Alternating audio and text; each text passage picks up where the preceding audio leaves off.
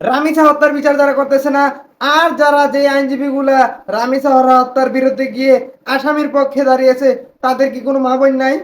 তাদের কি কোনো মেয়ে সন্তান নাই? তাদের কি কেউ একটু গায়ে জ্বালা ওঠে না যে একটা মেয়েকে, এতটুকু একটা মেয়েকে ধর্ষণ করার পর তার কল্লা আলাদা করে হত্যা করেছে, এসব জবানবন্দি দেওয়ার পরও কেন তার বিচার হচ্ছে না? এটা আমরা দৃষ্টান্তমূলক শাস্তি চাই। এটা যদি আপনারা কার্যকর করেন তাহলে ভবিষ্যতে 95% দর্শন কমে যাবে। সুতরাং এই দর্শনের শাস্তি অন্তত পক্ষে আপনারা দেন। কোর্টকে অনুরোধ করতে চাই, আপনারা জলদি করে এই দর্শনের বিচারটা আপনারা কার্যকর করেন। একটা দর্শনের বিচারও আপনারা কার্যকর করতে পারেন নাই ভাই, এগুলা বাদ দেন। আপনাদেরও তো মা বোন আছে।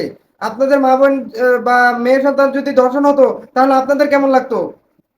একটা বাবা বোঝে, একটা বাবা বোঝে তার মেয়ে সন্তান হারিয়ে গেলে বা মেয়ে সন্তান দর্শন হলে কতটুকু কষ্ট।